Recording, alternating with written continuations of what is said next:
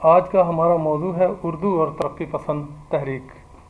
اس نشست میں ہم جن نکات پر گفتگو کریں گے وہ ہیں ترقی پسندی کیا ہے، بر صغیر کی سینکڑوں زبانوں میں سے ترقی پسند تحریک کی نمائندہ زبان اردو ہی کیوں بنی؟ ترقی پسندی کی باقاعدہ تنظیم کاری کا پس منظر، تحریک کی مختصر تاریخ، اردو کے حوالے سے ادب و فن پر، یہ صرف شعر و ادب پر نہیں ہے۔ ترقی پسند تحریک نے شعر و ادب کو تو متاثر کیا ہی کیا تھا، اس میں جن فنون میں اردو کا استعمال ہوتا تھا اس پر بھی اس کے اثرات ہم دیکھتے ہیں۔ جب ہم بات کریں گے تو اس پہ بات واضح ہوگی۔ ادب و فن اس تحریک کے اثرات، آئیے پہلے ایک سکہ بند ترقی پسند سے سنتے ہیں کہ ترقی پسندی کیا ہے۔ ترقی کا جو قانون معاشرتی زندگی پر لاگو ہوتا ہے، ادب اور دوسرے فنون لطیفہ بھی اسی قانون کے تابع ہوتے ہیں۔ ترقی پسندی کا جو خون معاشرتی زندگی کی جان ہے، وہی ادب کی رگوں میں دوڑتا رہتا ہے۔ وہ کون ترقی پسند ادیب ہوگا جو یہ احمقانہ دعویٰ کرے کہ کارل مارکس سے پیشتر کا سارا ادب غیر ترقی پسندانہ ہے، کیونکہ ہر زمانے اور زبان میں ترقی پسند اور غیر ترقی پسند دونوں قسم کا ادب تخلیق ہوتا رہا ہے۔ کس میں اتنی جرأت ہے جو یہ کہے کہ ہومر، ورجل، دانتے، فردوسی، سعدی، شیکسپیئر، بے دل اور غالب، نظیر اکبر آبادی وغیرہ غیر ترقی پسند تھے، اس لیے کہ انہوں نے سوشلزم کی مدح سرائی نہیں کی یا کمیونسٹ مینیفیسٹو کو نظم نہیں کیا۔ البتہ جب عذرا پاؤن، گیبریل ڈیزینوزیو فاشزم کی ثنا و صفات میں قصیدے لکھیں اور ہم سے یہ توقع کی جائے کہ ہم ان کے کلام کے معنی اور مفہوم پر نہ جائیں بلکہ ان کے پیرائے اظہار پر سر دھنیں، تو یہ ایسا ہی ہوگا جیسے کوئی یہ کہے کہ ناگاساکی اور ہیروشیما کے خون آشم تباہیوں پر دھیان نہ دو بلکہ ایٹم بم سے پھٹنے سے جو چھتر نما عاطفی غبار اٹھا تھا اس کے حسن کی داد دو۔ یہ ماہنامہ پاکستانی ادب، اگست 1975، اداریہ سبت حسن صاحب، یہ ان کا ہے۔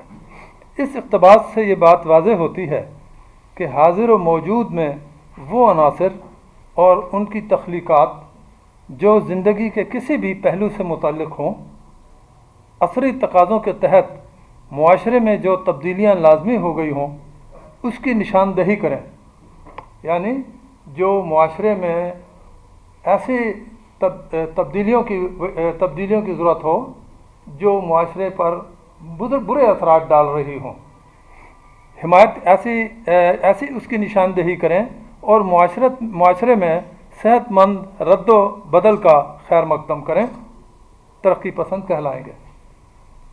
اور جو روایت کی تقلید کی حمایت کریں اس پر عمل پیرا رہیں، روایت کی تقلید کریں اور اس پر عمل پیرا رہیں، اس کے باوجود کہ یہ طور اطوار اپنی افادیت کھو چکے ہوں اور سماج کی بہتری میں سد سکندری بن رہے ہوں، رجت پرست کہلائیں گے۔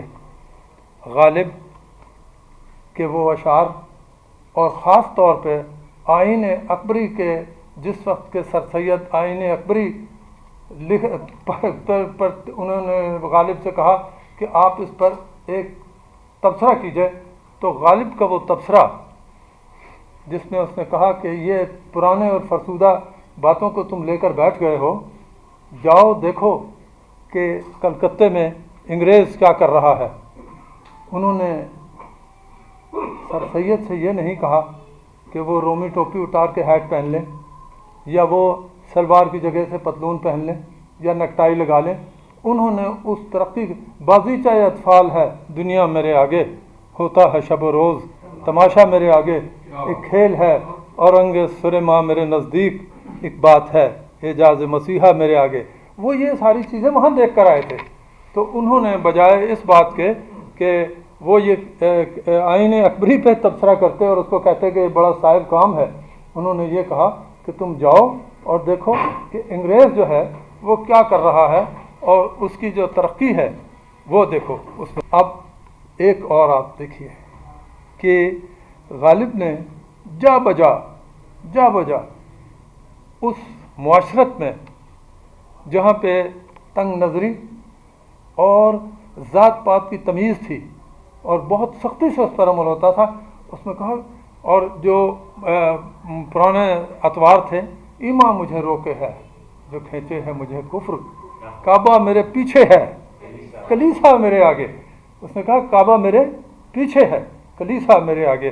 اس میں اس کے علاوہ آپ یہ دیکھیے کہ اقبال کا جو کلام ہے اس میں آپ کو جا بجا، میں ان حضرات سے معذرت چاہوں گا جو اقبال کے ترقی پسند جو خیالات ہیں ان پر بھی وہ ساتھ نہیں کرتے۔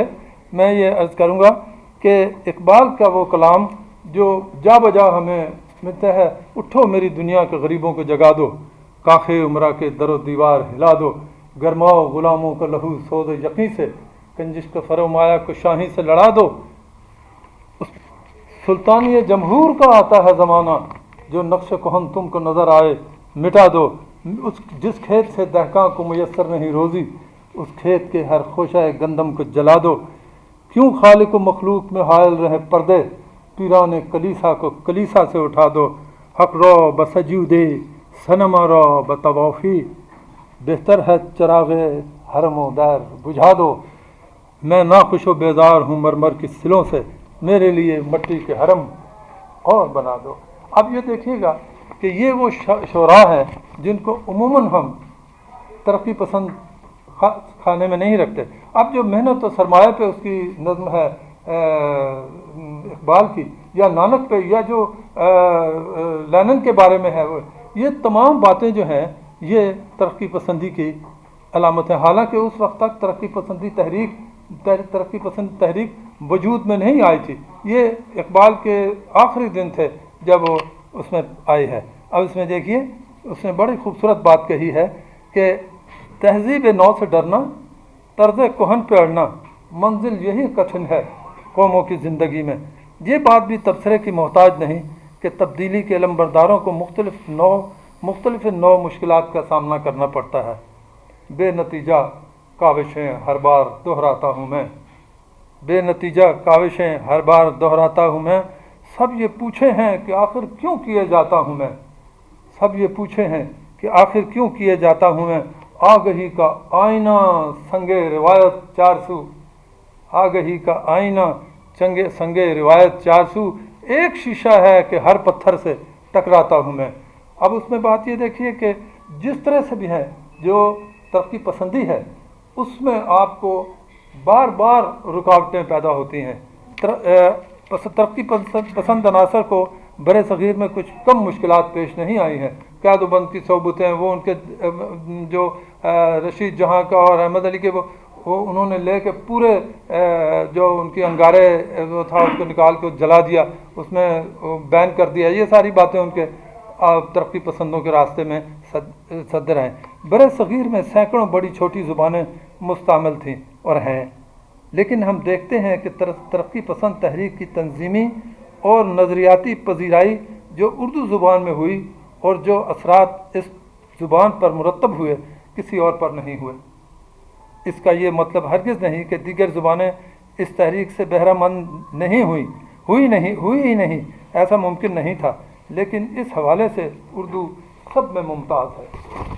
برے صغیر میں جب ہم ترقی پسند تحریک کا جائزہ لیتے ہیں تو یہ حقیقت کھل کر عیاں ہو جاتی ہے کہ نہ صرف شعر و ادب اور آرٹ کے علاوہ بھی دیگر میدانوں میں جہاں جہاں اردو کی رسائی تھی، ترقی پسند خیالات اور ان کا عملی اظہار نظر آتا ہے۔ یہاں سوال یہ پیدا ہوتا ہے کہ یہ صورتحال اردو تک ہی کیوں محدود رہی اور دیگر لسانی حلقے کیوں اس شد و مد سے تہی نظر آتے ہیں۔ اولاً اردو پورے برِ صغیر میں پھیلی ہوئی تھی۔ جہاں یہ علاقائی زبانیں نہیں تھیں وہاں بھی اس کے سمجھنے، بولنے اور لکھنے والے موجود تھے۔ یہ اعزاز کسی اور زبان کو حاصل نہیں تھا۔ نواب مرزا داغ نے درست کہا تھا، اردو ہے جس کا نام ہم ہی جانتے ہیں داغ، ہندوستان میں دھوم ہماری زباں کی ہے۔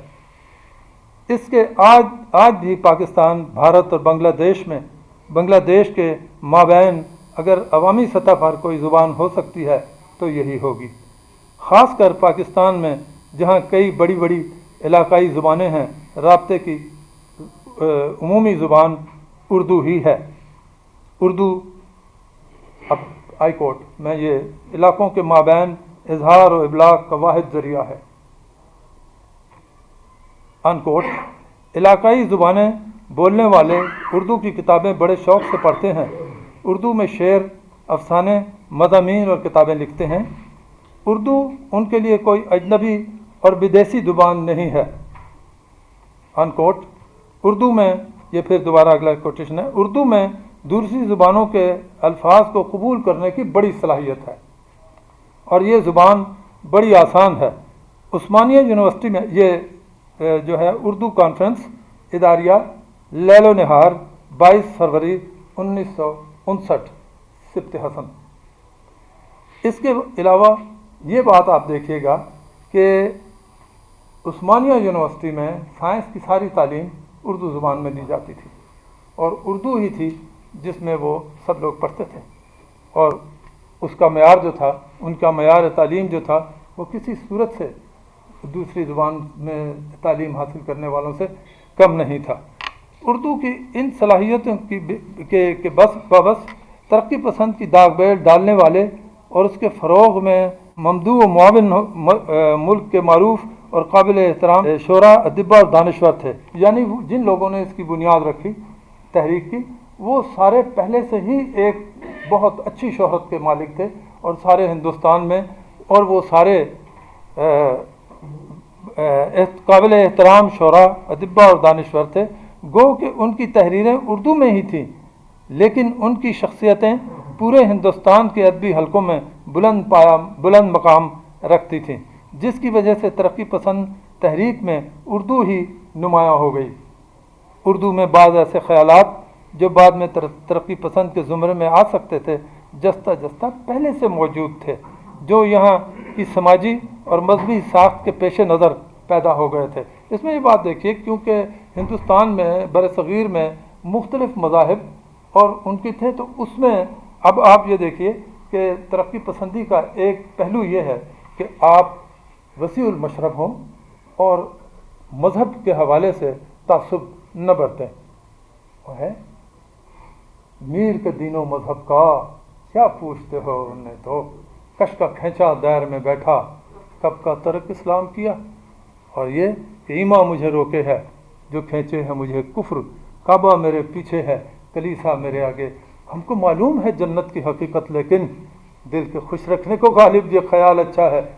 پھر یہ اب آپ اس میں دیکھیے کہ جت کس واسطے ہم کو رہے بہشت عزیز، سوائے بادہ و گلفام و مشکو، کیا ہے سوائے اس کے، اور کیا ہے وہ۔